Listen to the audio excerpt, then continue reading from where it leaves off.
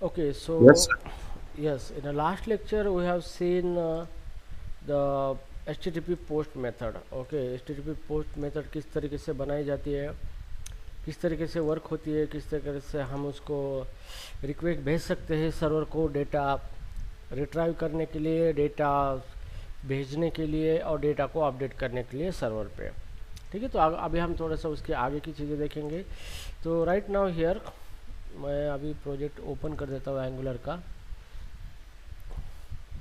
Yeah, this is the code lines and okay.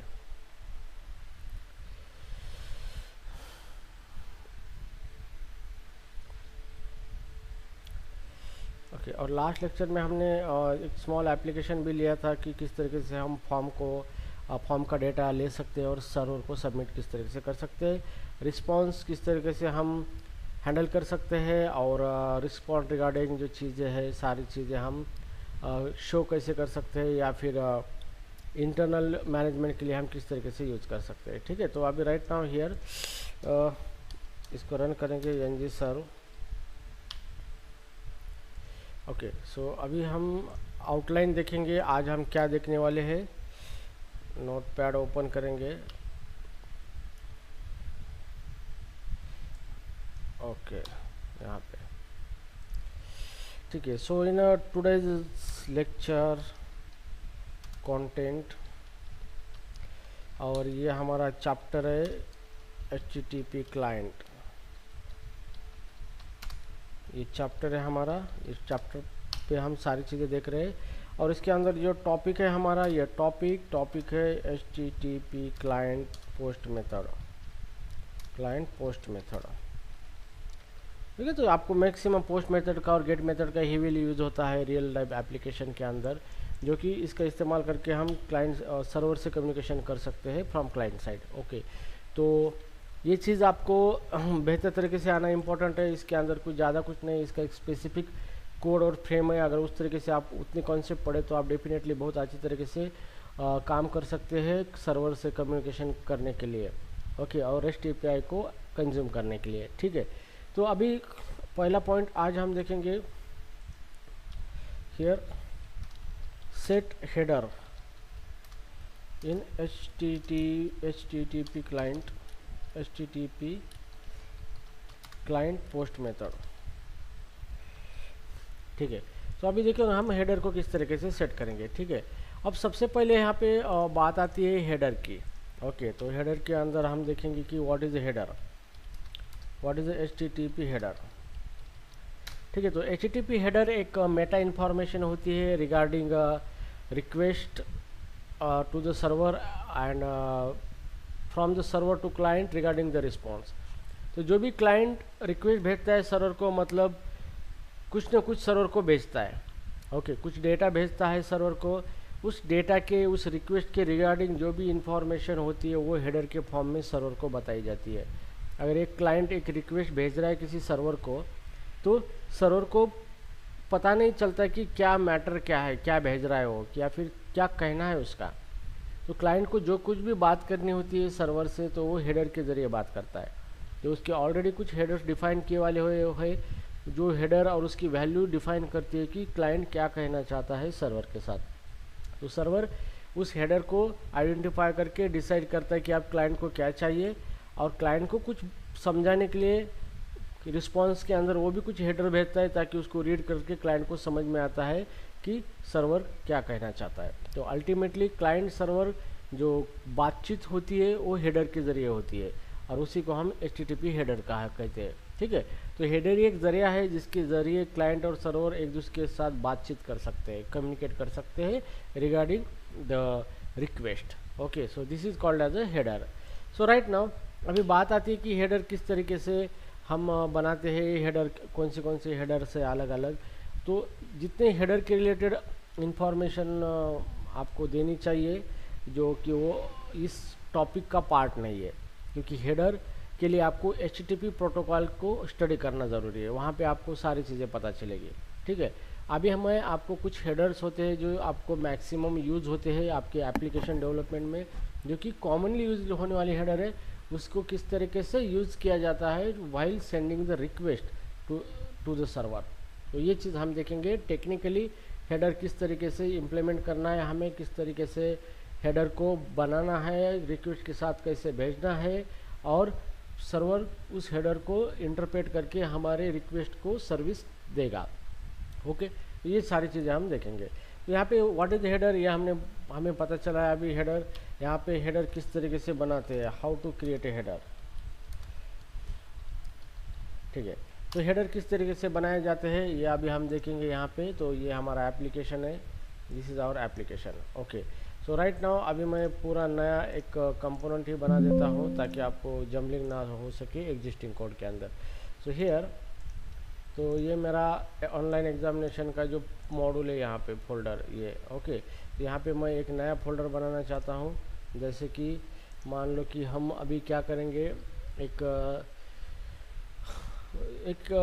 Component बनाएंगे। Okay, जैसे कि header demo, header dot demo, sorry header demo नाम से हम यहाँ पे फोल्डर बनाएंगे और इसके अंदर हम 3 फाइल बनाएंगे, header dot demo dot component dot TS file. ठीक है, तो ये रिप्रेजेंट करेगा, इस फाइल के अंदर हम टीएस का कोड करेंगे टाइप स्क्रिप्ट का। ठीक है, तो यहाँ पे हम सेकंड फाइल बनाएंगे डॉट एचटीएमएल, जिसके अंदर हम हमारा यूज़र इंटरफेस बनाएंगे, और तीसरी फाइल हम बनाएंगे डॉट सीएसएस, इसके अंदर हम पूरे कोड करेंगे सीएसएस का। ठीक है, अब इतना हो चुका है। तो यहाँ पे सबसे पहले मैं यहाँ पे एचटीएमएल के अंदर कोड लिखना चाहूँगा h1 टैग के अंदर, और यहाँ पे welcome in header demo component, header demo component. ठीक है, हेडर डेमो कंपोनेंट। ठीक है, तो अभी मैंने ये मैसेज लिया है। अभी मैं जब ये एप्लीकेशन मैं रन कर रहा हूँ यहाँ पे, जैसे मैं यहाँ पे एप्लीकेशन, मेरा ये एप्लीकेशन अभी रन हो चुका है यहाँ पे। ठीक है, तो ये चेक डिटेक्शन डिबगिंग, ये यहाँ पे लोकल होस्ट 4200। तो अभी हम इसको रन करेंगे 4200 पे। ठीक है, तो लोकल होस्ट 4200 यहाँ पे, और ठीक है, तो ये हमारा कल रजिस्ट्रेशन का फॉर्म हमने देखा था, पोस्ट रिक्वेस्ट के ज़रिए हमने सेंड किया था। ठीक है, तो अभी हमें हमारा कंपोनेंट लोड करना है। ठीक है, हमारा कंपोनेंट शुरू में लोड करना है हमें।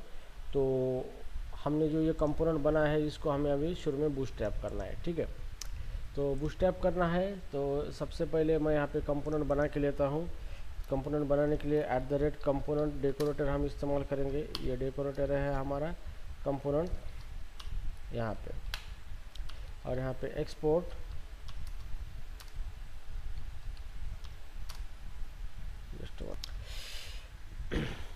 ठीक है, तो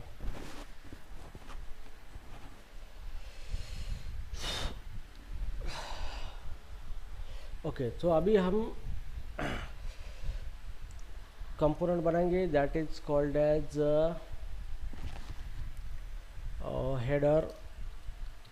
हेडर डेमो कंपोनेंट।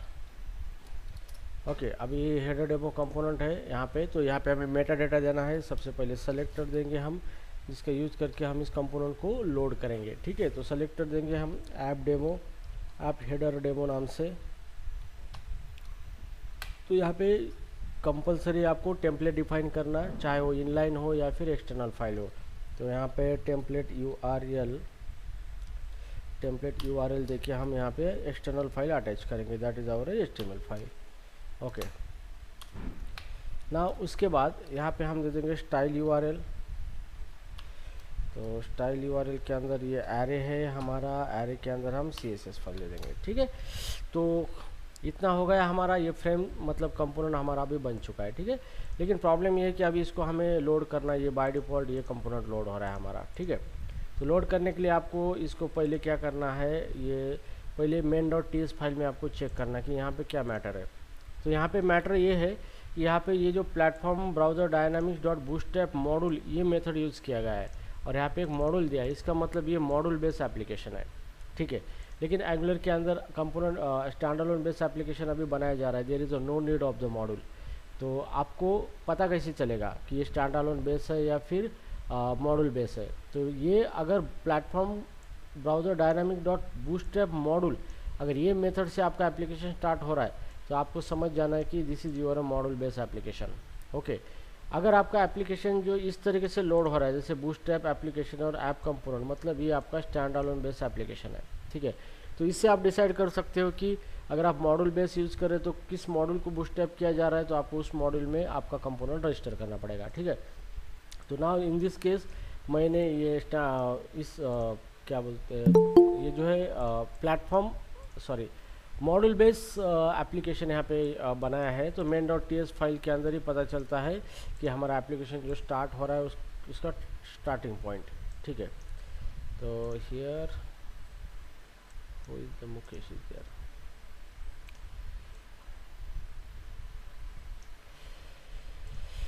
ओके, तो हमें पता चला है। अभी हमें पहली स्टेप ये है कि हमें पता है कि ये मॉड्यूल बूटस्ट्रैप हो रहा है ऑनलाइन एग्जामिनेशन, तो इस मॉड्यूल के अंदर जाना है हमें, और इसके अंदर जो एरे है डिक्लेरेशन का, इसके अंदर हमारा कंपोनेंट को रजिस्टर करना है हमारे, ठीक है। तो ये हमारा कंपोनेंट है यहाँ पे, इसके अंदर हम रजिस्टर करेंगे इसको।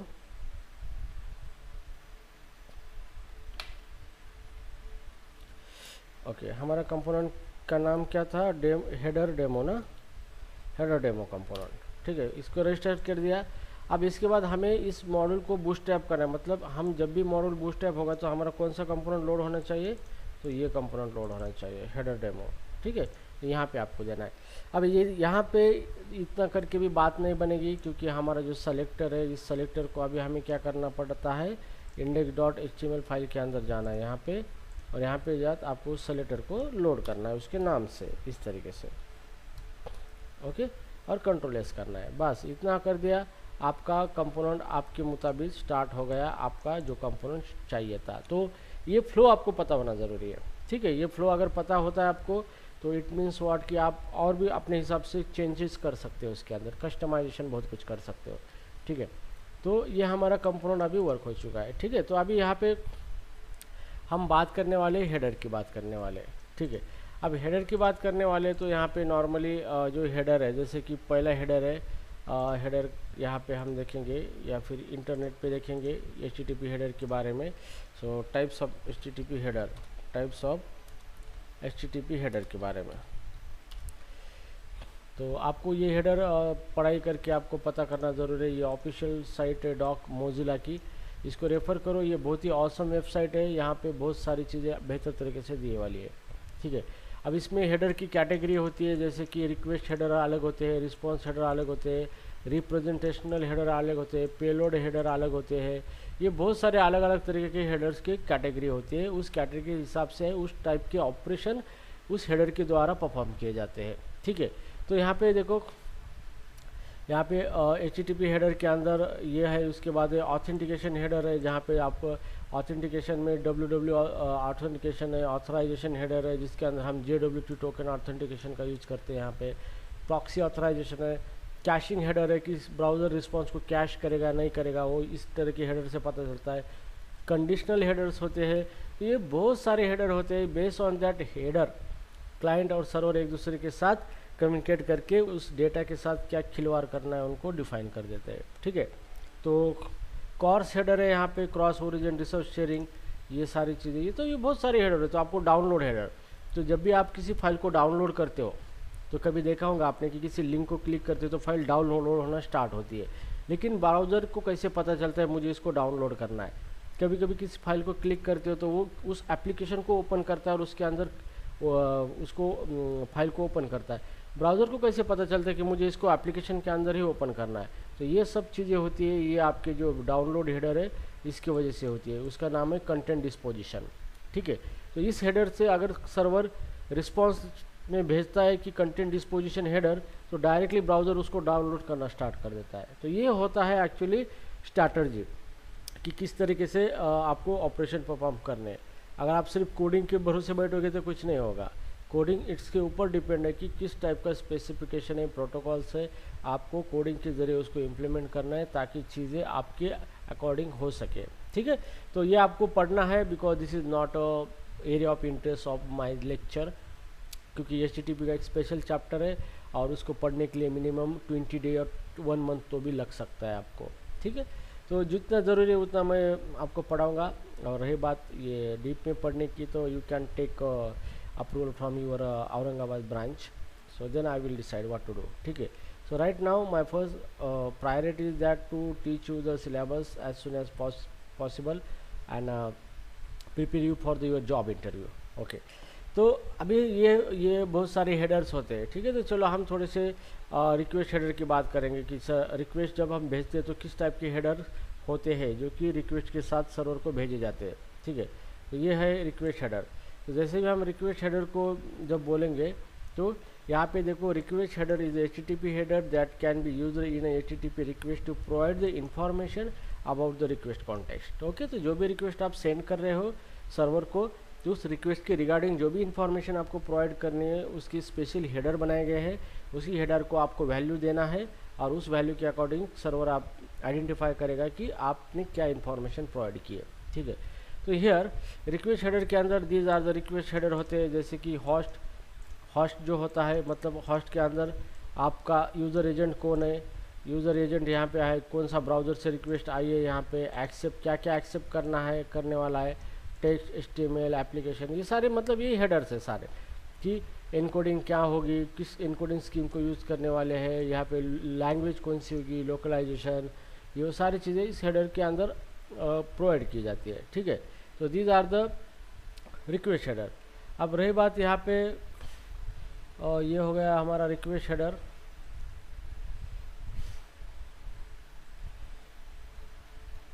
ओके, तो इसको मैं बैक लेता हूँ। उसके बाद रिस्पॉन्स हेडर्स होते हैं। अब रिस्पॉन्स हेडर मध्ये header is that can be use in HTTP response and that does not related to the content of the message.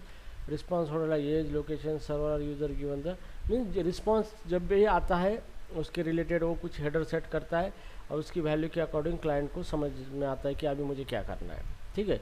तो ये जो रिक्वेस्ट हेडर्स है, जैसे कि एक्सेस कंट्रोल आला ओरिजिन, कनेक्शन इनकोडिंग कौन सी है, कंटेंट टाइप क्या है, डेट क्या है, ये लाट मॉडिफाई, सर्वर कौन सा है, किस सर्वर से रिक्वेस्ट आई है, सेट कुकीज़, ये सारे ये क्या है, ये सर्वर के रिस्पॉन्स हेडर्स होते हैं जो सर्वर भेजता है, ठीक है।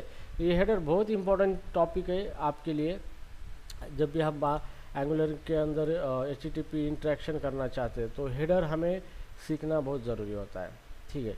तो जैसे कि अभी यहाँ पे ये जो ब्लॉक्स है, अभी थोड़ा इसको ब्लॉक को पढ़ेंगे क्योंकि इसके अंदर स्पेसिफिक चीज़ें दी वाली रहती है और ये जो है ये बहुत वास्ट है। ओके, तो यहाँ पे गिग्स फॉर गिग्स में यहाँ पे उन्होंने दिया है हेडर्स। ओके, तो यहाँ पे ये है कि ऑथराइजेशन एक हेडर है, it is use to request restricted document. Okay, तो इस हेडर ऑथराइजेशन हेडर का मतलब ये होता है कि इस हेडर के अंदर आप कुछ सेंसिटिव मतलब इस तरीके का ऑथराइजेशन रिलेटेड डेटा सेंड करते हो जो कि आपको जो भी सर्वर के ऊपर कोई सेंसिटिव चीज़ को एक्सेस करना है, परमिशन लेना है। मतलब जैसे कि हम JWT टोकन इसके अंदर भेजते हैं, मतलब सर्वर को लगता है कि ये टोकन है, मतलब इसके पास अथॉरिटी है to access that resources. Okay, उसके बाद प्रॉक्सी, ये वो बहुत सारे हेडर्स है इसके अंदर। अब हम उतनी बात तो नहीं करेंगे, हम इसमें से थोड़े देखेंगे हेडर, जैसे HTTP हेडर, कंटेंट टाइप। तो ज़्यादा से ज़्यादा ये हेडर यूज़ होता है कंटेंट टाइप का, मतलब क्लाइंट जब सर्वर को रिक्वेस्ट भेज रहा है तो कुछ डेटा भी उसके साथ भेज रहा है, तो जो भी डेटा उस सर्वर को भेज रहा है तो उसके साथ डेटा जो भेज रहा है उस डेटा की कंटेंट जो भेज रहा है उसका टाइप क्या है। तो कंटेंट के अलग अलग टाइप्स होते हैं। ओके, उसी को हम MIME टाइप्स का कहते हैं, ठीक है। तो वो टाइप हमें यहाँ पे मेंशन करनी पड़ती है, ठीक है। जैसे कि अगर बात करें यहाँ पे तो हम कंटेंट टाइप के जो हेडर है, जैसे हम इसको MIME टाइप बोल सकते हैं, MIME type, MIME types, MIME types, type list. Okay, तो कॉमन MIME टाइप कौन सी उसी को कहा जाता है multipurpose internet mail extension. Okay, तो MIME टाइप यहाँ पे देखो, ये सारे MIME टाइप्स होते हैं अलग अलग, कि मतलब जो भी डेटा आप सर्वर को भेज रहे हो वो डेटा के अलग अलग टाइप्स होते हैं, ठीक है। जैसे एप्लीकेशन XZIP, उसके बाद इमेज PNG, मतलब आप कोई इमेज सर्वर को भेजना चाहते हो तो आप कंटेंट का टाइप क्या है, आपका इमेज है, लेकिन इमेज में कौन सा है, PNG है, JPG है, तो ये हो गए उसकी multipurpose internet mail extension type, ठीक है। जैसे आप सर्वर को डेटा जेसन के फॉर्म में भेज रहे हो, तो सर्वर को कैसे पता चलेगा कि मुझे जेसन में डेटा आ रहा है? तो सर्वर को आप यूज़ करते हो एप्लीकेशन स्लॉट जेसन का टाइप, तब जाके सर्वर को पता चलता है। ठीक है, तो ये जो है सारे ये एमआईएमई टाइप्स होते हैं, अलग अलग टाइप्स होते हैं। तो ये सारे टाइप्स के अंदर मतलब आपको उसमें से कुछ चीज़ें पता होना ज़रूरी है। ठीक है, so come back to the point. तो सबसे पहले अभी हम यहाँ पे देखेंगे ये हमारा index.html मेन ख़त्म। ओके, तो अभी यहाँ पे ये हमारी सारी चीज़ें वर्क हो रही है इस तरीके से। तो सबसे पहले हम एक छोटा सा एक एप्लीकेशन लेंगे, उसके अंदर ही हम डिसाइड करेंगे किस तरीके से चीज़ें हम कर रहे हैं यहाँ पे। ओके, तो मान लो यहाँ पे कि मेरा एक एप्लीकेशन, हम छोटा सा एप्लीकेशन बनाएंगे, जैसे कि हम चार्ट जीपीटी का इस्तेमाल करके डिज़ाइन बनाएंगे छोटा सा एप्लीकेशन। क्या एप्लीकेशन बनाना है हमें? जैसे कि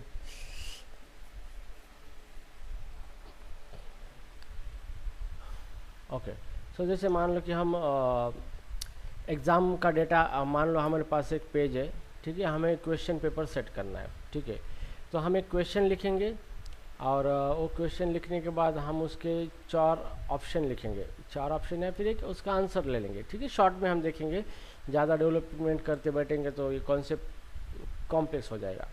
ठीक है, तो इससे बेहतर ये है कि हम उसके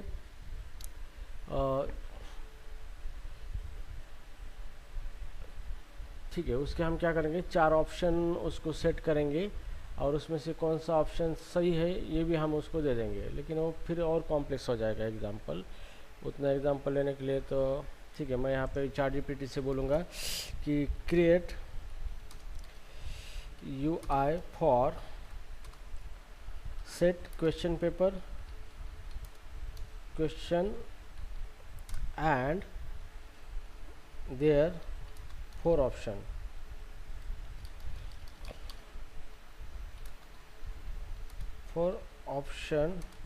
And mark as which one correct using HTML and CSS. Note, UI should be good looking.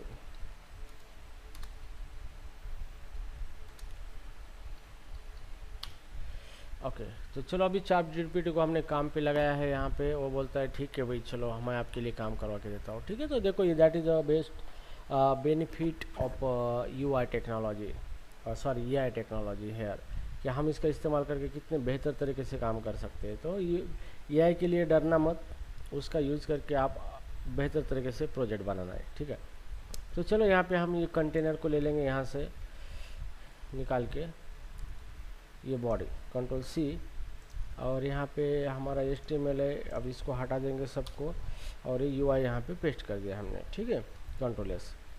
तो यहाँ पे ये क्या बोलता है, हाँ यहाँ पे ये बाकी हो गया। ठीक है, तो ये हो गया हमारा। अब ये क्या बोलता है, इनपुट फॉर्म एलिमेंट है label, no title attribute element है, no placeholder attribute. Okay, तो हियर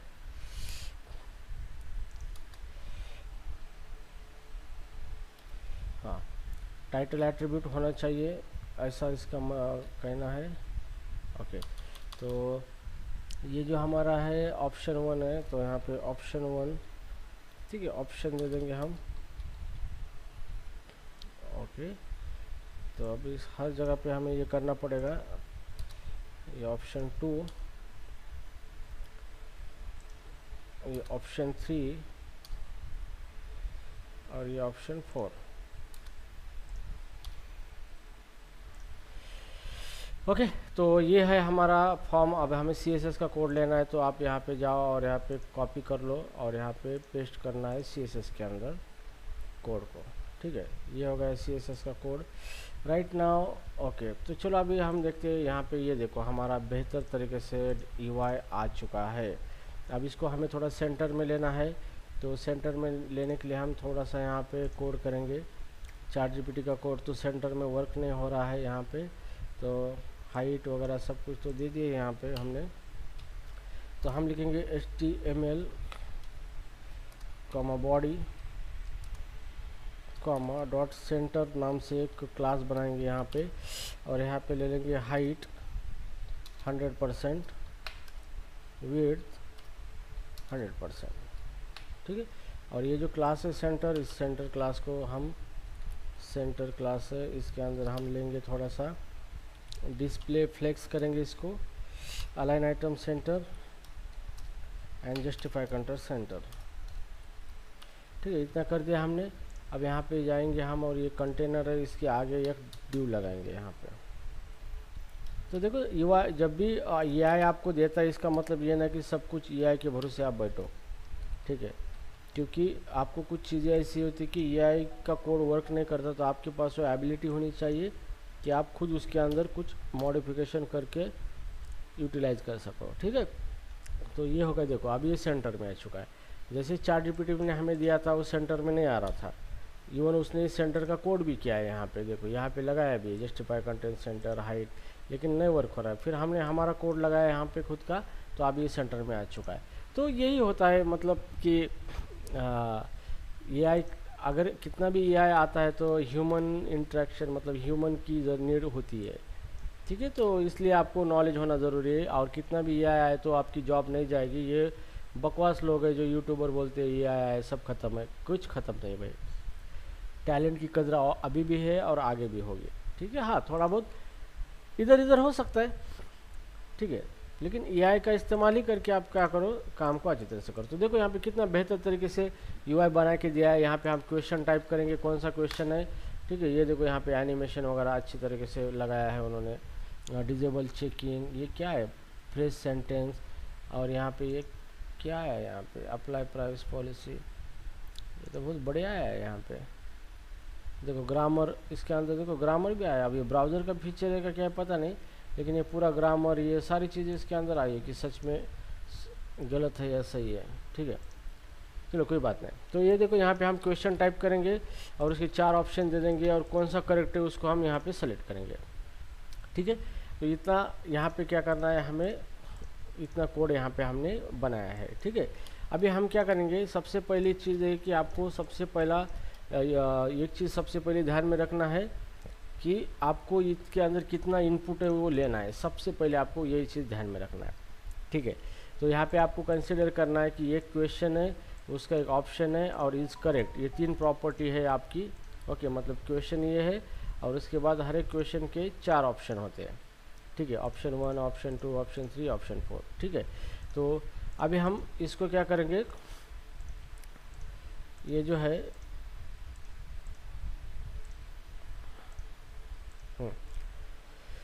अब इसका सबसे पहला पॉइंट है कि आपको इसका इनपुट लेना है सबसे पहले, ठीक है। तो इनपुट लेने के लिए आपको यहाँ पे पहले इंटरफेस डिफाइन करना है यहाँ पे।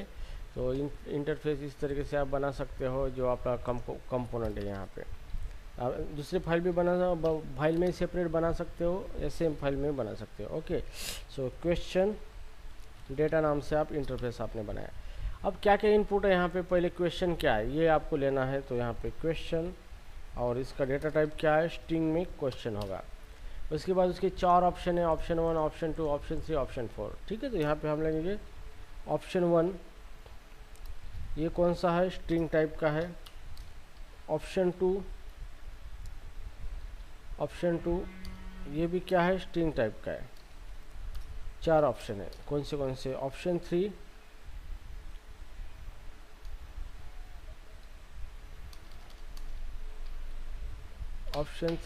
ये भी कौन सा है, स्ट्रिंग टाइप का है। और यहाँ पे option 4,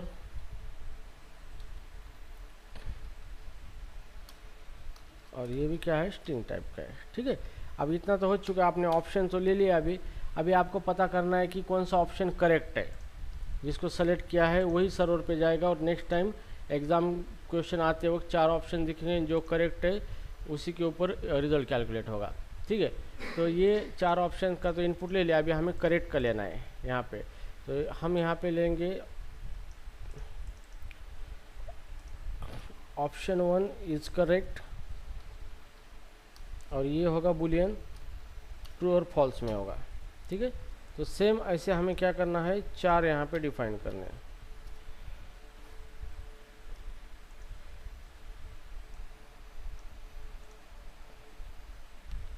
is correct, option 2, option 3 and option 4। ठीक है, तो ये हो गया हमारा इनपुट डेटा। यहाँ पे इतना हमारा डेटा क्या है, इनपुट है, और बाद में हम सबमिट करेंगे। ठीक है, तो इतना कुछ हो गया। अभी हमें ये इनपुट लेना है सबसे पहले। ठीक है, तो इनपुट लेना है तो यहाँ पे हम क्या करेंगे, ये डेटा का हमें ऑब्जेक्ट बनाना है इनपुट लेने के लिए। ठीक है, तो जैसे कि हम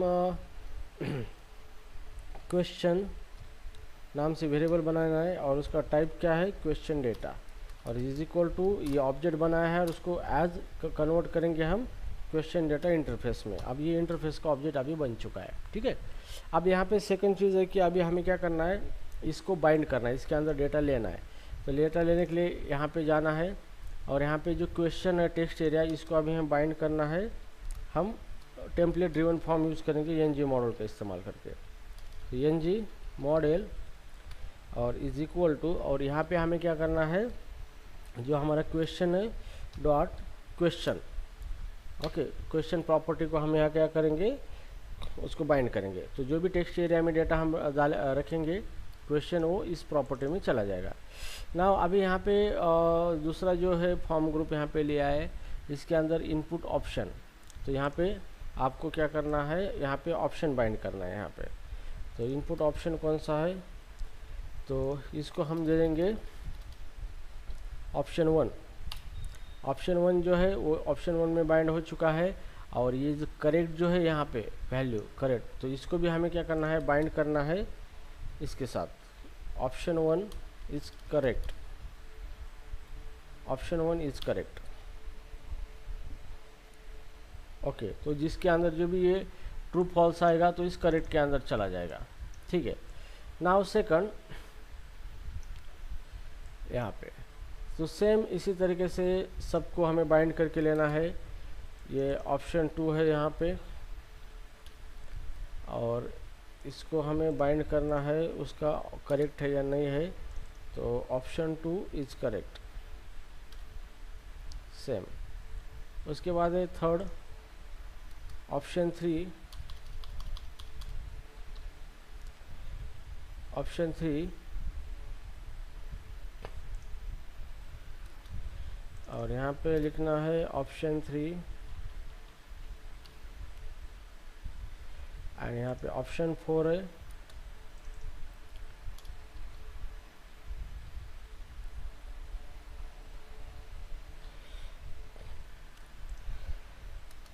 और इसको हम ऑप्शन 4 इज करेक्ट। ठीक है, तो ये सारा डेटा हमने बाइंड कर लिया है। अभी जो भी हम इसके अंदर रखेंगे सारा डेटा यहाँ पे हमारे उसके अंदर आ जाएगा। अभी सबसे पहले आपको टेस्टिंग करना है। तो सबसे बड़ा एक रूल है कि पहले आप यूआई में डिसाइड करो कि क्या क्या इनपुट लेना है, और उसके बाद पहले उस इनपुट को प्रिपेयर करो by using well data structure. तो हमने यहाँ पे डेटा स्ट्रक्चर बनाया है यूजिंग इंटरफेस। तो ये डेटा स्ट्रक्चर बेहतर तरीके से बना है और उससे हमने इसको बाइंड किया है, तो हमारे पास अभी इनपुट आ जाएगा। ठीक है, तो अभी हमें सेकंड स्टेप ये है कि मुझे चेक करना है कि whether input is getting correct और नॉट। तो इसके लिए अभी हमें क्या करना है, एक फंक्शन बनाना है। ये फंक्शन जिसको हम कॉल करेंगे सबमिट क्वेश्चन नाम से फंक्शन बनाएंगे, और ये फंक्शन के अंदर हम क्या करेंगे, ये जो डेटा इसके अंदर आया है बाइंड किया वाला, कंसोल डॉट लॉग करके चेक करेंगे कि ये सच में आ रहा है या नहीं आ रहा है, दिस डॉट क्वेश्चन। ठीक है, तो यहाँ पे ये सबमिट फंक्शन कॉल होगा, लेकिन ये कब कॉल होगा, इसको हमें कॉल करना है किसके, ये हमने यहाँ पे यूज़ किया है input type submit form use किया है। यहाँ पे ये हमारा फॉर्म है, तो इसका जो इवेंट है यहाँ पे एनजी सबमिट नाम से इवेंट है, और इसको हमें क्या करना है, क्वेश्चन ये फंक्शन को कॉल करना है यहाँ पे। तो जैसे भी आप फॉर्म सबमिट करोगे तो ऑटोमेटिकली ये फंक्शन कॉल होगा, और इसके अंदर जो भी डेटा हमने दिया है बाइंड किया है डेटा बाइंडिंग से, ये यहाँ पे प्रिंट होगा कंसोल पे। ठीक है, आपका इतना काम हो चुका है। यही होता है रिलायबल प्रोग्रामिंग। ओके, हर एक स्टेप को काम करके चेक करो ताकि आपको पता चलेगा उसी टाइम की एरर कहाँ पे है।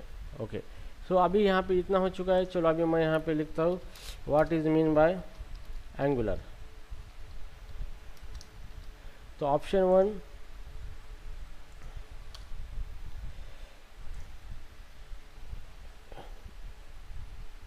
it is Angular it is a framework, या फिर Angular it is a Shaktimaan. Angular ये शक्तिमान है, ठीक है, शक्तिमान। उसके बाद है it is front end framework, front end framework, okay, front end framework. उसके बाद है इट इज़ जावा टेक्नोलॉजी, ये जावा टेक्नोलॉजी है, और नन ऑफ द अबव।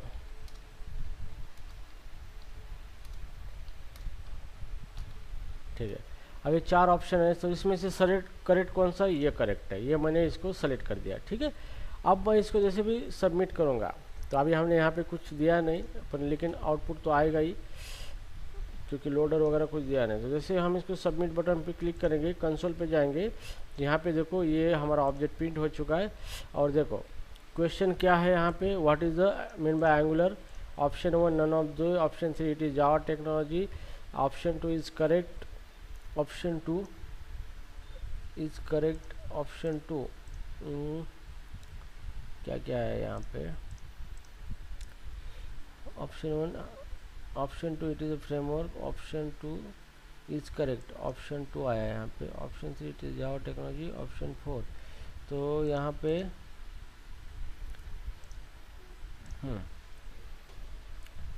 हमने यहाँ पे क्या क्या बाइंड किया है देखना है। Option 1 is correct, option 2 is correct, okay, और यहाँ पे टाइटल ऑप्शन 2 दिया है, type radio, name correct, value option 2 आया है। ठीक है, तो इसकी वैल्यू एनजी मॉडल अगर आता है तो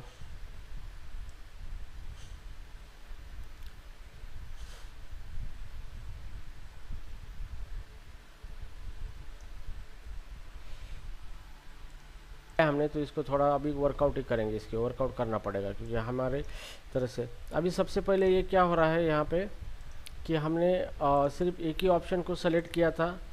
तो जैसे ही एक ऑप्शन को क्लिक करेंगे तो उसी का ही ऑप्शन का वेरिएबल बना इंटरफेस में, और उसकी वैल्यू जो है ऑप्शन 2, ये वैल्यू चली गई उसके अंदर, लेकिन हमें ये वैल्यू ट्रू और फॉल्स में चाहिए। तो ठीक है, सबसे पहले हम क्या करेंगे, फॉल्स ऑल क्वेश्चन, ओके, या फिर डी सेलेक्ट ऑल क्वेश्चन, एक फंक्शन करेंगे, डी सेलेक्ट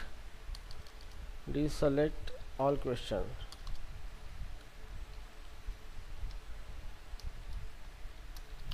ठीक है, डी सेलेक्ट ऑल क्वेश्चन, और इसके अंदर जो भी हमारे क्वेश्चन हैं यहाँ पे question dot is correct is equal to false करेंगे, सबको फॉल्स कर देंगे यहाँ पे।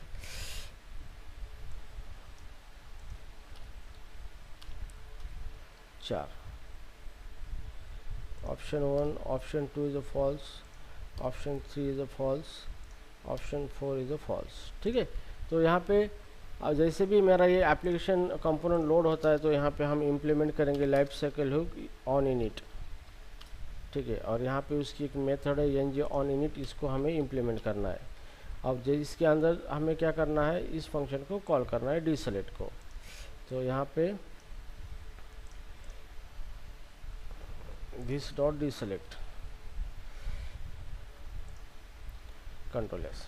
ठीक है, अब इतना करने के बाद अभी हम देखेंगे इसको क्या होता है। तो सबसे पहले हम इसको क्वेश्चन कुछ भी दे देंगे, ऑप्शन 1 कुछ भी दे देंगे यहाँ पे, और एक को इसको करेक्ट करेंगे और सबमिट करेंगे। तो यहाँ पे देखो अब यहाँ पे हमारे सारे ऑप्शन आ चुके हैं। ऑप्शन 1 की वैल्यू ये आ चुकी है, ये जी वर्ड ऑप्शन 1 है, इज करेक्ट ऑप्शन, उसकी वैल्यू की एट्रीब्यूट यहाँ पे है, यहाँ पे हमें ट्रू आना चाहिए। बाकी यहाँ पे देखो फॉल्स आ चुका है, फॉल्स आ चुका है, फॉल्स आ चुका है। तो ये सारे ऑप्शन अभी आ चुके हैं हमारे। ठीक है, अभी यहाँ पे और एक आपको काम करना है, जैसे कि एक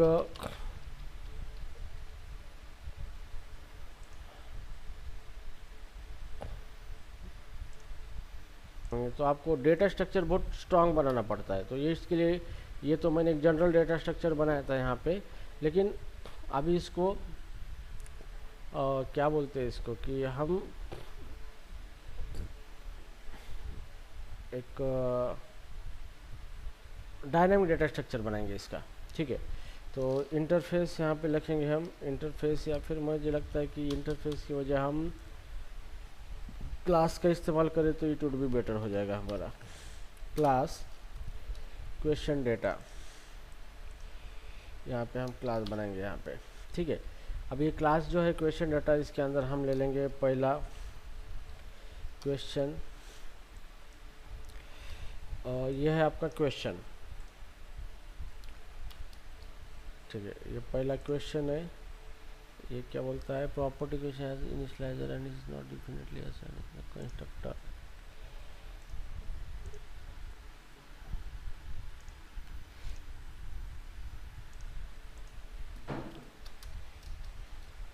ओके, इनिशियलाइजर चाहिए इसको, ठीक है। तो क्वेश्चन है, और इसके बाद है options,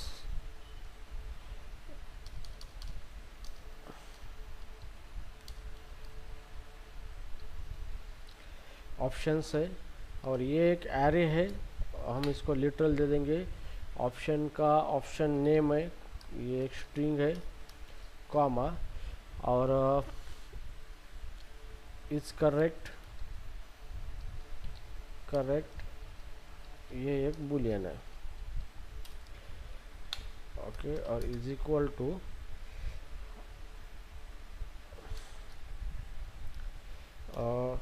name blank, comma, is correct false.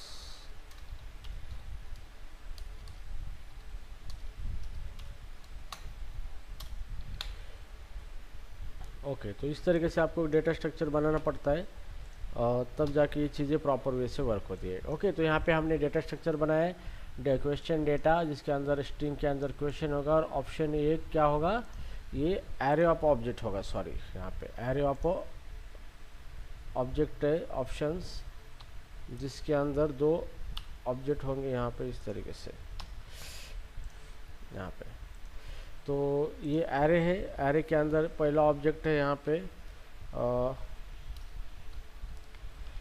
ये पहला ऑब्जेक्ट है यहाँ पे, ये दूसरा ऑब्जेक्ट है यहाँ पे। इतना लिखने से पहले से कॉपी पेस्ट कर देता हूँ मैं यहाँ पे। ये दूसरा ऑब्जेक्ट है, 4 ऑप्शंस है, तो हमें जितने चाहिए उतने हम लगा सकते हैं, नो वरी, ठीक है। तो ये हो गया मेरा प्रॉपर वे से डेटा स्ट्रक्चर। एक क्वेश्चन है, उसके ऑप्शंस में 4 ऑप्शन है यहाँ पे, जिसका डेटा टाइप है इस एरे ऑफ ऑब्जेक्ट। तो ये एरे के अंदर ऑप्शन के 4 ऑब्जेक्ट होंगे यहाँ पे, ठीक है। अब ये पूरा कोई काम का नहीं, इसको हटा देंगे अब यहाँ पे, ये स्ट्रक्चर, ठीक है। अब ये हमारा स्ट्रक्चर है बेस्ट तरीके से। अभी हमें क्या करना है, यहाँ पे इसका ऑब्जेक्ट बनाना है यहाँ पे, ठीक है। अब इसका ऑब्जेक्ट क्या बनाएंगे यहाँ पे इस तरीके से, इसको भी हमें हटा देना है अभी। और ये जो है हमारा क्वेश्चन डेटा, तो यहाँ पे हम इसका ऑब्जेक्ट बनाएंगे न्यू क्वेश्चन डेटा, ठीक है। ये हमारा क्लास का ऑब्जेक्ट अभी यहाँ पे बन चुका है, ठीक है। तो जैसे भी ये इनिशियलाइज होगा तो हम यहाँ पे क्या करेंगे, इसको पहले हटा देंगे और इसको प्रिंट करेंगे क्वेश्चन को, console.log, और यहाँ पे this डॉट क्वेश्चन, ओके। यहाँ पे हमने इसको प्रिंट किया है।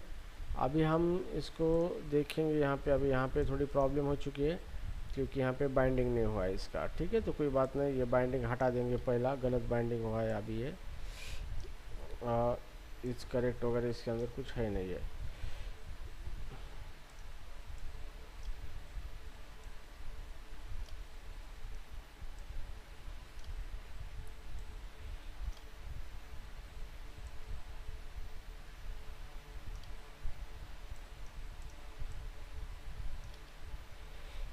ओके, ठीक है। तो अभी जैसे भी मेरा ये कंपोनेंट लोड होगा, ये ऑन यूनिट रन होगा, और मैं यहाँ पे जो ऑब्जेक्ट मैंने बनाया है यहाँ पे क्वेश्चन डेटा का, ये ऑब्जेक्ट यहाँ पे बन के उसका ये डेटा मुझे प्रिंट होना चाहिए। तो चलो मैं देखता हूँ, यहाँ पे लोड हो चुका है, इंस्पेक्ट में जाऊँगा यहाँ पे, और यहाँ पे देखो ये प्रिंट हो चुका है यहाँ पे। तो देखो मेरा क्वेश्चन ब्लैंक है, उसके 4 ऑप्शन आ चुके हैं यहाँ पे, ठीक है। क्वेश्चन ब्लैंक और 4 ऑप्शन है, तो ये इतना अभी मेरे पास आ चुका है। बस इसी के ऊपर अभी गेम है पूरा।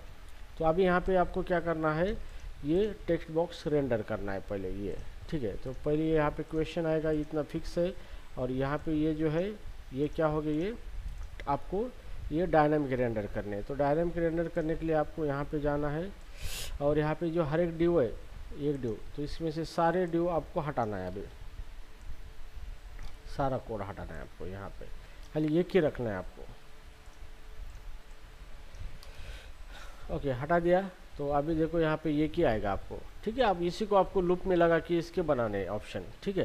तो यहाँ पे आपको लूप यहाँ पे लगाना है स्टार ng फॉर, और यहाँ पे हम देंगे लेट क्यू या फिर question of question dot options, क्योंकि ये एरे है, ठीक है। और यहाँ पे हमने इसको लूप में लगाया तो ये 4 बार इसका रेंडर होगा। तो ये 4 ऑप्शन यहाँ पे आ चुके हैं अभी डायनामिक। यही प्रॉपर वे होता है। पहले हमने गलत वे से किया था क्योंकि शॉर्टकट मारना चाहता था, लेकिन there is no shortcut. Okay, so 4 option अभी हो चुके हैं।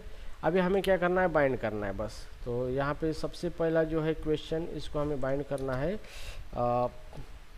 जो हमारा डेटा है ng मॉडल, और ये ng मॉडल है, इसको बाइंड करना है क्वेश्चन डॉट क्वेश्चन को बाइंड करना है। मतलब जो भी हमारा क्वेश्चन आएगा इस क्वेश्चन के अंदर चला जाएगा। नाउ अभी हमें क्या करना है, ये ऑप्शन 1 है। तो अभी यहाँ पे क्या हो रहा है, यहाँ पे सब जगह पे ऑप्शन 1 ही आया है, ऑप्शन 1 1 1। तो इसको हम इंडेक्सिंग देंगे। तो यहाँ पे सेमीकोलन देना है आपको, और let i is equal to index, ठीक है, इस तरीके से देंगे। तो i के अंदर इंडेक्स आएगा, और यहाँ पे हम ऑप्शन 1 जो है, यहाँ पे हम इंटरपोलेशन देके उस इंडेक्स को प्रिंट करेंगे। यहाँ पे i+1, मतलब 0 से इंडेक्स स्टार्ट हुआ तो 1 से क्या होगा, वो आगे बढ़ेगा। तो यहाँ पे देखो ऑप्शन 1 2 3 4 4 5, अभी यहाँ पे जितने ऑप्शन है उतने आ चुके हैं यहाँ पे, ठीक है ना। अभी आपको क्या करना है, इसको बाइंड करना है, इस टेक्स्ट बॉक्स को, ठीक है। तो यहाँ पे ng मॉडल, और यहाँ पे आपको देना है ये जो ऑप्शन है, ऑप्शंस क्वेश्चन की नहीं, यहाँ पे ऑप्शन है, ऑप्शन, यहाँ पे ऑप्शन डॉट नेम, ये यहाँ पे देना है, ठीक है। ऑप्शन डॉट नेम आपने यहाँ पे दिया है, और आपको क्या करना है, ट्रू और फॉल्स में लेना है यहाँ पे। तो आगे आपको इवेंट लगा के काम करना है, मैं बताऊँगा आपको किस तरह से करना है, ठीक है। अब इतना तो हो चुका है हमारा।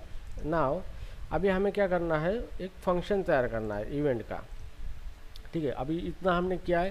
तो अभी सबमिट में क्या करेंगे, हम सिर्फ ये जो क्वेश्चन है इसको प्रिंट करेंगे कि क्या आ रहा है, प्रॉपर वे से डेटा आ रहा है नहीं आ रहा है। तो हम देखेंगे what is Angular. So here पहला ऑप्शन है it is Java technology. Second option है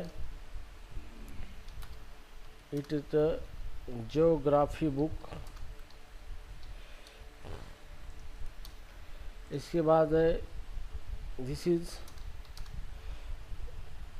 web front end web development, front end web development framework.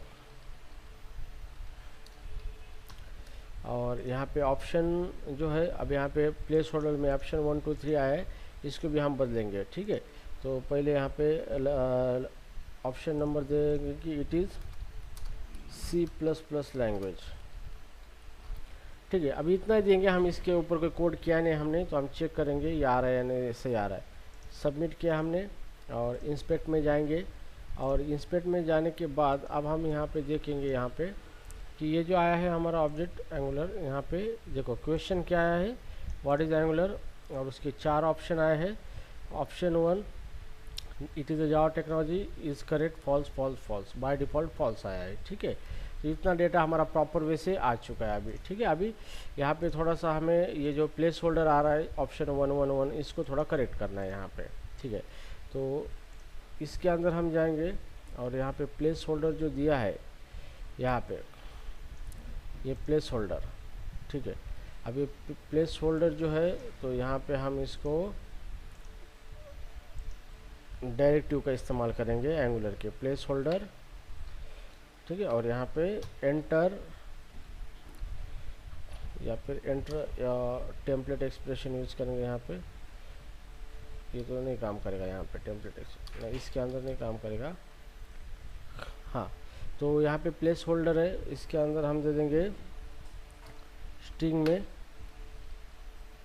Option plus और हमारा आई इंडेक्स +1। ओके, तो अब देखेंगे यहाँ पे ऑप्शन 1 2 3 आ रहा है, नहीं प्ले 1 2 3 4 ऑप्शन 4। ठीक है, तो ये हमारा अभी परफेक्ट हो चुका है। ठीक है, तो इतना सब कुछ अभी हो चुका है हमारा। अभी हमें क्या करना है, इसके आगे हमें ट्रू और फॉल्स की वैल्यू लेनी है कि किस ऑप्शन को ट्रू किया है, किस ऑप्शन को फॉल्स किया है। तो यहाँ पे जो हमारा एक पहला फंक्शन था डीसेलेक्ट ऑल, यहाँ पे अभी काम करना है हमें यहाँ पे फॉर लेट और यहाँ पे ऑप्शन ऑफ जो सारे ऑप्शन है हमारे, जैसे कि this dot question dot options. ठीक है, इसमें से एक एक ऑप्शन लेना है और सारा जो ऑप्शन है उसको क्या करना है, डीसेलेक्ट करना है आपको। Option dot is correct is equal to false करना है। ठीक है, ये करना है। इतना करने के बाद अब यहाँ पे आपको एक इवेंट हैंडलर बनाना है, चेंज ऑप्शन हैंडलर, और यहाँ पे हमें देना है एक ऑब्जेक्ट देना है जैसे कि ऑप्शन, और ये ऑप्शन जो है इसका डेटा टाइप या फिर हम इसको एनी दे देंगे, नो वरी, कि फिलहाल हमें हमारा काम रिड्यूस करना है। ये नहीं है प्रीफेरेबल नहीं है, लेकिन फिर और काम बढ़ेगा हमारा। ठीक है, अब ये हैंडलर हमें कॉल करना है कब जाके, ये जो हमारा इस करेक्ट रेडियो बटन जो चल रहा है ये यहाँ पे, तो इसको हम क्या करेंगे, इवेंट लगाएंगे चेंज इवेंट। जैसे भी इसको क्लिक करेंगे तो ये मेथड हमारी क्या होगी, कॉल होगी चेंज हैंडलर। और इसको हमें क्या पास करना है, ऑप्शन पास करना है, एक एक ऑप्शन लूप में का यहाँ पे। ठीक है, अब यहाँ पे कर दिया तो अब यहाँ पे हमें console.log में प्रिंट करके देखेंगे कि जिस ऑप्शन को क्लिक किया है वही ऑप्शन यहाँ पे आ रहा है या नहीं आ रहा है। ठीक है, Ctrl+S। तो चलो अब इसको रन करके देखेंगे। और मेरा पास ऑप्शन 1 है, मतलब कि here Java Python C++ angular. ठीक है, अब मैं यहाँ पे क्वेश्चन लिखूँगा, विच following technology is used to develop web application, develop front end application।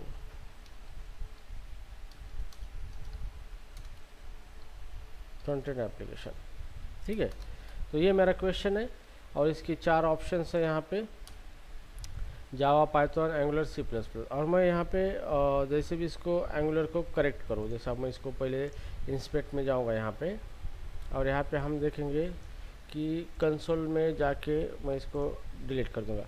अब मैं एंगुलर को यहाँ पे क्लिक करूँगा तो यहाँ पे ऑप्शन क्या आया है, मैंने कौन सा सेलेक्ट किया है, एंगुलर सेलेक्ट किया है। ठीक है, जैसे मैं अभी इसको डिलीट करूँगा, मैं जावा को सेलेक्ट करूँगा तो यहाँ पे क्या आया है, जावा है। मतलब मैं जिसको सेलेक्ट कर रहा हूँ वो इनपुट मुझे मिल रहा है। ठीक है, जैसे मैं इसको सबमिट करता हूँ तो पूरा यहाँ पे आ चुका है, which following technology use to develop front end application, और यहाँ पे 4 ऑप्शन उसके आ गए। अभी फ़िलहाल ये फॉल्स है, लेकिन मुझे क्या करना है, इसको क्या करना है, जो भी जिसको भी मैंने सेलेक्ट किया है उसको ट्रू करना है। ठीक है, तो यहाँ पे सबसे पहले चेंज हैंडलर जब भी होगा तो सबसे पहले मुझे सबको पहले फॉल्स करके लेना है, डीसेलेक्ट करना है। ओके, दिस डॉट फॉल्स करके लेना है, और जिसको भी मैंने सेलेक्ट किया है ऑप्शन को, यहाँ पे इसको अभी हमें क्या करना है, ट्रू करना है बस। Is correct is equal to true. तो अभी क्या होगा कि अगर हमारा ऑप्शन चेंज भी हो गया तो पहले सबको फॉल्स करेगा और जिसको सेलेक्ट किया है वही ट्रू करेगा। ठीक है, अब ये हमारा हो चुका है, और अभी हम यहाँ पे देखोगे, देखो यहाँ पे हमारा आउटपुट आएगा किस तरीके से। अब ये हमारा है व्हाट इज ए जावा। ठीक है, ये हमारा क्वेश्चन है और उसका ऑप्शन है प्रोग्रामिंग लैंग्वेज,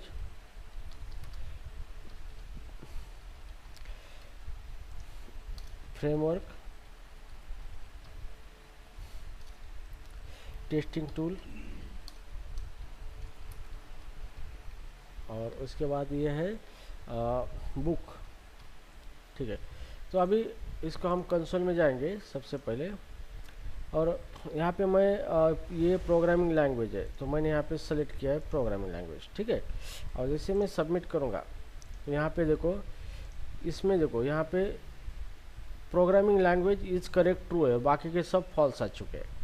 ठीक है, अगर मैं यहाँ पे ये सेलेक्ट करेगा फ्रेमवर्क, क्लिक किया और फिर मैं इसको सबमिट करूँगा तो यहाँ पे क्या आ चुका है, देखो अभी सेलेक्ट क्या हुआ है, ये ट्रू हुआ है, मतलब बाकी के फॉल्स हुए सब कुछ। तो मतलब आपको यही चाहिए था कि कौन सा ऑप्शन सही है, तो जिसका ट्रू है इसका मतलब ये ऑप्शन सही है, और आप फिर इसके हिसाब से फिर रिजल्ट कैलकुलेट कर सकते हो।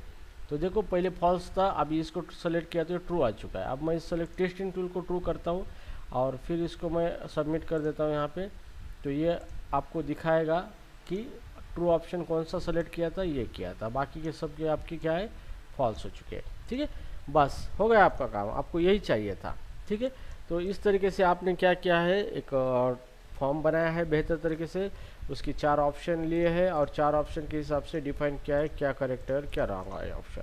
ठीक है, अब ये आपका सच में बेहतर तरीके से हो गया है। ठीक है, अभी आपको कुछ नहीं करना है, एक सर्वर लेना है और सर्वर को ये चीज़ भेजनी है, ये API रेस्ट API। मानो कि आपका एक रेस्ट API सर्वर का यहाँ पे, अभी आपको वर्क विथ रेस्ट API।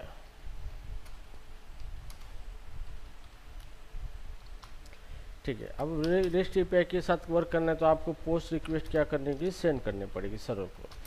ठीक है, पोस्ट रिक्वेस्ट। तो चलो अभी ये आपका हो गया। अभी आपको क्या करना है, इस फॉर्म को सबमिट करना है, मतलब अभी HTTP का कोड करना है। ठीक है, तो HTTP का कोड करना है तो इसके अंदर सबसे पहले आपको कंस्ट्रक्टर लेना होगा और आपको HTTP सर्विस इंजेक्ट करनी है। ठीक है, तो यहाँ पे प्राइवेट HTTP नाम से मैं एक सर्विस डिक्लेयर करूँगा, HTTP क्लाइंट ऑब्जेक्ट। ठीक है, यहाँ पे डिक्लेयर किया। अभी हमें क्या करना है, रिक्वेस्ट प्रिपेयर करना है। तो सबसे पहले हम रिक्वेस्ट प्रिपेयर करेंगे, कांस्टेंट URL हमें डिफाइन करना है कि कहाँ पे रिक्वेस्ट भेजनी है। तो URL हम भेजेंगे सर्वर रेस्ट API जो भी है, तो HTTP प्रोटोकॉल है / सर्वर है लोकल होस्ट, ठीक है, कुलन पोर्ट नंबर 33 / उसके बाद है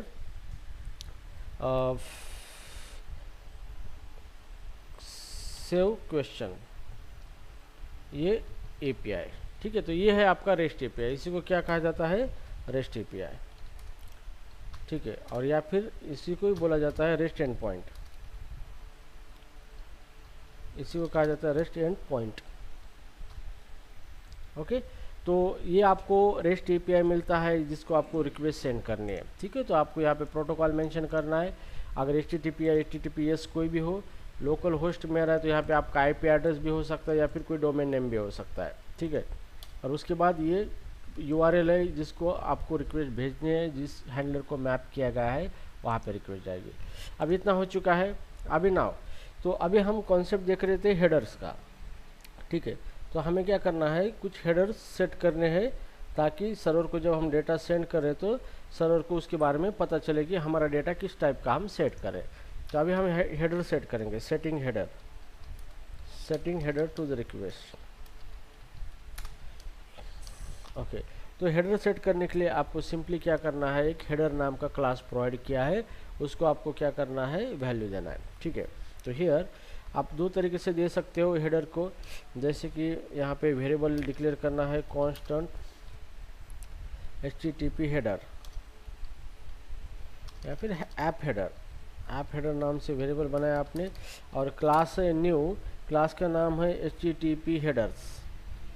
HTTP या एंगुलर ने इनबिल्ट आपको प्रोवाइड किया है HTTP हेडर्स। ठीक है, तो यहाँ पे आपको इसका कंस्ट्रक्टर कॉल क्या है, यहाँ पे आपको ऑब्जेक्ट पास कर सकते हो यहाँ पे, और उसके अंदर आपको की वैल्यू पेयर में देना है। तो पहला देना है हेडर क्या है आपका, कंटेंट टाइप, मतलब आप जो कुछ डेटा सर्वर को भेजने वाले हैं उस डेटा का टाइप क्या है, किस टाइप का डेटा है। तो ये हेडर वो स्पेसिफाई करता है, और उसकी कुछ ऑप्शन से वैल्यू है, जैसे एप्लीकेशन स्लैश जेसन, मतलब ये MIME टाइप है, आपको जेसन डेटा भेजना है तो कंटेंट टाइप एप्लीकेशन जेसन आपको भेजना पड़ेगा। तो इस तरीके से सेट करोगे तो सर्वर को पता चलेगा कि जो भी कंटेंट रिक्वेस्ट से आए हुए हैं वो जेसन फॉर्मेट में है, तो मुझे जेसन रिलेटेड ही ऑपरेशन परफॉर्म करने या फिर एनकोडिंग डिकोडिंग करना है। ठीक है, ये हो गया। अगर आपके पास कोई JWT टोकन वगैरह है, ओके, तो आप JWT टोकन आपको सेंड करना है उसके साथ। तो यहाँ पे आपका हेडर है ऑथराइजेशन, ये ऑथराइजेशन नाम का हेडर है। इस हेडर को आपको क्या करना है, जो कि ऑथराइजेशन रिलेटेड टोकन्स वगैरह है या फिर पासवर्ड वगैरह आपको देना है यहाँ पे। तो जैसे कि यहाँ पे अगर आप ऑथराइजेशन हेडर में JWT बियरर टोकन देते हो तो यहाँ पे लिखना है बियरर, ये आपको लिखना है, और स्पेस आपका जो भी टोकन है, जैसे कि HTT, ये कुछ भी टोकन है आपका, इस तरीके से ये आपने टोकन यहाँ पे दे दिया है। तो यहाँ पे ये आपने एक ऑब्जेक्ट बना लिया है, HTTP हेडर कंस्ट्रक्टर में आपने एक ऑब्जेक्ट पास किया है जो कि की हेडर का नाम होगा और वैल्यू हेडर की वैल्यू होगी। ठीक है, ये आपको करना है। अब ये हेडर आपका बन चुका है अभी। ठीक है, अभी आपको क्या करना है, रिक्वेस्ट सेंड करनी है। अब रिक्वेस्ट सेंड करने के लिए आप यूज़ करोगे this.http सर्विस, जो कि हमने यहाँ पे ली है HTTP सर्विस यहाँ पे। ओके, अब ये जो HTTP सर्विस है यहाँ पे this डॉट, अभी मेथड कौन सी है, पोस्ट मेथड से रिक्वेस्ट सेंड करनी है। तो जैसे ही पोस्ट मेथड, तो यहाँ पे एटलीस्ट 2 आर्गूमेंट आपको चाहिए। पहला है URL, कहाँ पे रिक्वेस्ट भेजनी है, और दूसरा है डेटा। तो हम कौन सा डेटा भेजने वाले हैं, ये क्वेश्चन का सारा डेटा भेजने वाले। तो हम क्वेश्चन ही भेजेंगे वहाँ पे सर्वर को, दिस इज ए क्वेश्चन। ठीक है, ये क्वेश्चन है, उसके साथ उसके ऑप्शन और क्या सही गलत है ये सब चला जाएगा। ठीक है, ये डेटा। अब यहाँ पे हमें एक रिक्वेस्ट ऑप्शन पास करना है जो कि हेडर सेट करने के लिए। तो यहाँ पे हेडर्स कूलर, और आपको ये जो हेडर ऑब्जेक्ट है, ये ऑब्जेक्ट इसको पास करना है, दिस वन। ठीक है, तो इस तरीके से करोगे तो ये आपका फुल रिक्वेस्ट प्रिपेयर हो गया है। इसी को कहा जाता है रिक्वेस्ट ऑप्शन। ओके, तो यहाँ पे पहले URL डेटा जो देना है, इसी को पेलोड कहा जाता है, और ये जो है रिक्वेस्ट के ऑप्शन है, इसके बेस पे एंगुलर आपको हेडर सेट करके देगा, या फिर अलग अलग बहुत सारे ऑप्शन है। इसके ऊपर इंटरव्यू में बहुत सारे क्वेश्चन पूछे जाते हैं ऑप्शन के रिगार्डिंग, तो हम देखेंगे एक एक ऑप्शन बाद में। ठीक है, इतना हो चुका है। तो ये पोस्ट मेथड जब भी रन होगा तो ये रिटर्न करता है एक ऑब्जर्वेबल। ठीक है, तो अभी हम इसको ऑब्जर्वेबल लेंगे, क्या रिटर्न किया है। लेकिन अभी एक चीज़ ध्यान में रखना है कि हमें सर्वर से फुल रिस्पॉन्स रीड करना है। तो यहाँ पे हम दूसरा एक सेट करेंगे ऑप्शन, ऑब्जर्व, और ऑब्जर्व यहाँ पे देंगे रिस्पॉन्स। ठीक है, तो जैसे भी हम ऑब्जर्व रिस्पॉन्स करेंगे तो अभी एंगुलर हमें क्या करेगा, पूरा HTTP रिस्पॉन्स ऑब्जेक्ट दे देगा, जिसके अंदर सारे स्टेटस कोड वगैरह होगा कि हमारे रिक्वेस्ट के साथ क्या हुआ है। ठीक है, तो ये रिटर्न करेगा ऑब्जर्वेबल। तो हम यहाँ पे लिखेंगे कांस्टेंट रिक्वेस्ट, और इसका डेटा टाइप है ऑब्जर्वेबल, और ये observable of HTTP response, HTTP response of any, क्योंकि सर्वर से जो भी आएगा वो एनी आएगा, और इक्वल टू। तो ये आपको वेरिएबल डिक्लेयर किया है रिक्वेस्ट, जिसका डेटा टाइप है observable of HTTP response of any. ठीक है, तो ये रिटर्न ऑब्जर्वेबल करेगा, जिसके अंदर HTTP रिस्पॉन्स डेटा होगा, और HTTP रिस्पॉन्स के अंदर सर्वर का जो रिस्पॉन्स आया है वो होगा। ठीक है, तो ये हो गया हमारा API मेथड कॉल। लेकिन अभी आपकी रिक्वेस्ट सेंड नहीं हुई, रिक्वेस्ट सेंड तभी होगी जब आप सब्सक्राइब मेथड कॉल करोगे। तो फिर आप ये रिक्वेस्ट ऑब्जेक्ट है ऑब्जर्वेबल, यहाँ पे रिक्वेस्ट डॉट सब्सक्राइब मेथड इसकी कॉल करनी है आपको। ठीक है, अब जैसे ही सब्सक्राइब मेथड करोगे तो रिक्वेस्ट सेंड होगी, लेकिन आपको रिस्पॉन्स चाहिए, तो इसको एक ऑब्जर्वर ऑब्जेक्ट पास करना है, जिसकी की 2 प्रॉपर्टी है, नेक्स्ट एंड कॉमा, दूसरी एरर। तो जैसे भी ये नेक्स्ट को आप एक फंक्शन पास करोगे, जिसको आज देखेंगे हम रिस्पॉन्स नाम देंगे, और इसका डेटा टाइप होगा HTTP रिस्पॉन्स ऑफ एनी। ठीक है, तो ये आपको मिलेगा एज अ आर्गुमेंट के तौर पे, और ये होगा आपका सक्सेस हैंडलर। इसको कहते हैं सक्सेस हैंडलर, मतलब ये फंक्शन तभी रन होगा जब तक सक्सेसफुली रिक्वेस्ट आपकी प्रोसेस हो चुकी है और रिस्पॉन्स आया है, तो ये मेथड आपकी कॉल होगी। अगर एरर आया है तो आप फिर एरर हैंडलर यहाँ पे आपको रजिस्टर करोगे इस तरीके से, और यहाँ पर आपको देना है एरर, और इसका नाम है HTTP error response. HTTP error. So इसके अंदर एरर की रिलेटेड सारी डिटेल्स होंगी। तो ये हो गया आपका रिक्वेस्ट सेंडिंग और रिस्पॉन्स हैंडलिंग का मैटर, ठीक है। अब रिस्पॉन्स लेना है तो मैं यहाँ पे console.log में क्या रिस्पॉन्स आया हम प्रिंट करेंगे रिस्पॉन्स, ओके। और यहाँ पे एरर प्रिंट करेंगे, अगर एरर आए तो console.log एरर, ठीक है। तो एक चीज़ ध्यान में रखना है, हर कोई रिक्वेस्ट भेजनी है तो सर्विस क्रिएट करता है और सर्विस के अंदर ही करता है। वो एक वे है, आप सेपरेट करना चाहते हो पर ऐसा नहीं कि सर्विस के अंदर ही कोड किया जाता है। इसे डिपेंड ऑन यू कि आप सेपरेट सर्विस करके HTTP की उसके अंदर रिक्वेस्ट सेंड करना चाहते हो या फिर आप डायरेक्टली आपके कंपोनेंट में भी रिक्वेस्ट सेंड कर सकते हो, डजेंट मैटर देयर, ओके। तो जस्ट ये किस तरह से काम करता है इसको लिखना, कहीं भी लिखो आप, सेपरेट API बनो, सर्विस बनाओ, कुछ भी करो। पर मैक्सिमम लोग सर्विस का इस्तेमाल करते हैं क्योंकि उनको लगता है कि HTTP रिक्वेस्ट मतलब सर्विस ही यूज़ करना है, ऐसा नहीं है, ठीक है। तो यहाँ पे ये हमारा अभी complete professional high standard code बना है और यही कोड आपको यूज़ करना है आपके लाइव प्रोजेक्ट में। बहुत सारे लोग गलती करते हैं, इस तरीके की कोडिंग नहीं करते, जब एनी यूज़ करते हैं maximum time, but don't use the any if you are working in Angular and using a TypeScript, because if you are working on any it lost the TypeScript feature type checking, तो कोई मत sense नहीं बनता है अगर आप any use करते हो। तो अवॉइड करो any जितना चाहे उतना, ठीक है। तो यहाँ पे मैंने any यूज़ किया है, इसके पीछे भी एक रीज़न है, ये भी मैं अवॉइड कर सकता हूँ, फिर मुझे और कोड करना पड़ेगा, ठीक है। तो मैं आपको दिखाऊंगा बाद में कैसे। तो गाइस ये कोड है, अब इसको ज़रा ध्यान से देखो कि सिंपली यहाँ पे हमने URL डिफाइन किया है, हेडर सेट किए यहाँ पे, इसके बाद हमने यहाँ पे ऑब्जर्वेबल वेरिएबल बनाया है, HTTP पोस्ट मेथड यहाँ पे कॉल किया है जिसको हमने URL डेटा और कुछ रिक्वेस्ट ऑप्शन भेजे हैं। उसके बाद यहाँ पे हेडर भी दिया है उसको सर्वर को भेजने के लिए, और जो भी सर्वर से रिस्पांस आएगा यहाँ पे सब्सक्राइब मेथड रिक्वेस्ट सेंड करेगा, रिस्पांस आएगा तो रन होगा और एरर आएगा तो ये रन होगा। बस ये आपका बेहतर तरीके से कोड हो चुका है, ठीक है। अभी प्रॉब्लम ये है कि अभी ये API हमारे पास है ही नहीं है, अब रिक्वेस्ट कहाँ भेजे ये भी प्रॉब्लम है, लेकिन डोंट वरी, अब हम खुद API क्रिएट करेंगे हमारे Node.js के अंदर, ठीक है। Just 1 second, okay. So now अभी हम Node.js का कोड करेंगे, हमने ऑलरेडी किया है तो हम उसी को यूज करेंगे, बार बार नहीं बनाएंगे। कल के लेक्चर में मैंने ऑलरेडी यहाँ पे नोड सर्वर बनाया था मैंने यहाँ पे, तो इस नोड सर्वर के अंदर मैं इसको ओपन करूँगा VS कोड के अंदर, और ये हमारा VS कोड है, ठीक है। तो ये हमारा Node.js का REST API हमने बनाया था कल, ठीक है। तो अभी हम इसके लिए एक बनाएंगे नया API, ठीक है। तो app.post, ये पोस्ट रिक्वेस्ट ले लेगा और यहाँ पे हमें देना है URL। तो यहाँ पे URL स्लैश है, एंगुलर के अंदर कौन सा URL कॉल कर रहे हैं हम उसी URL से हम इसको दे देंगे मैपिंग। हाँ ये URL है हमारा स्लैश सेव क्वेश्चन, तो यहाँ पे दे देंगे सेव क्वेश्चन, ठीक है। और जैसे भी रिक्वेस्ट आ जाएगी तो यहाँ पे ये एरो फंक्शन यहाँ पे कॉल होगा इस तरीके से, जिसके अंदर 2 पैरामीटर्स होंगे, रिक्वेस्ट और रिस्पॉन्स, ठीक है। ये हमारा URL होगा, ठीक है। ये हमारा हैंडलर है। तो जैसे भी हम रिक्वेस्ट भेजेंगे इस फंक्शन को रिक्वेस्ट आ जाएगी, ठीक है। तो जैसे भी ये फंक्शन हमारा कॉल होगा यहाँ पे, तो हम सबसे पहले क्या करेंगे कि जो भी रिक्वेस्ट भेजे क्लाइंट ने, ओके, उसका डेटा निकालेंगे हम। तो यहाँ पे constant data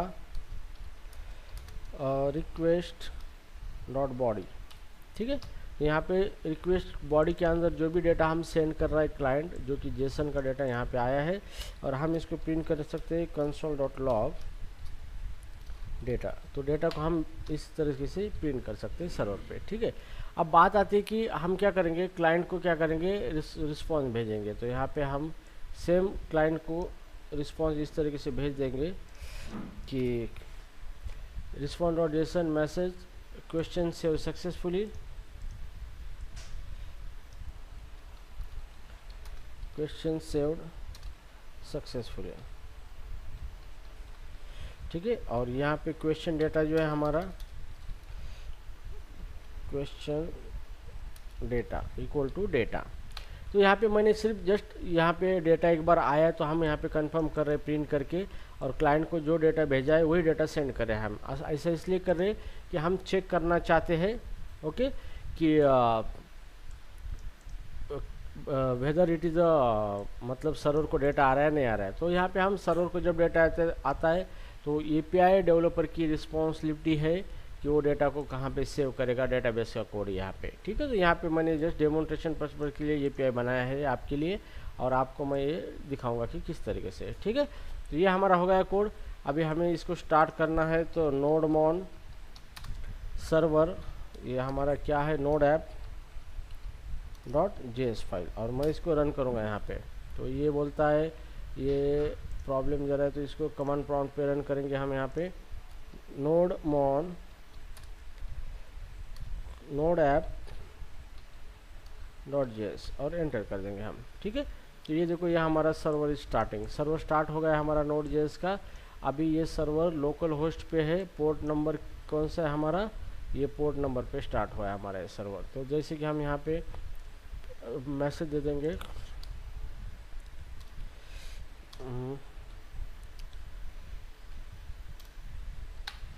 Node.js server started at port $port number. ठीक है, और जैसे मैं इसको रन करूँगा, सेव करूँगा, तो यहाँ पे देखो Node.js started at port number 3000। ठीक है, तो ये हमारा 3000 पोर्ट नंबर पे लोकल होस्ट पे सर्वर रन हो रहा है। तो अभी हमारा सर्वर रेडी है, सब रेडी है। ठीक है, तो ये हमारा एंगुलर का कोड है। अभी जैसे हम सबमिट करेंगे तो ये रेस्ट एपीआई कॉल होगा, और यहाँ पे हमें रिस्पांस में क्या मिलेगा अभी देखेंगे हम। ठीक है, तो चलो अभी एंगुलर एप्लीकेशन को रन करते हैं। यहाँ पे ये रिफ्रेश हुआ है हमारा एप्लीकेशन, और यहाँ पे डेटा देते हैं, मान लो व्हाट इज़ जावास्क्रिप्ट। ठीक है, तो यहाँ पे हम लिखेंगे JavaScript is a Shahrukh Khan,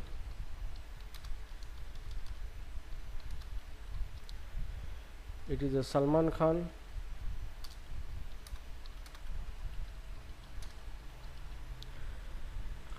it is a programming language,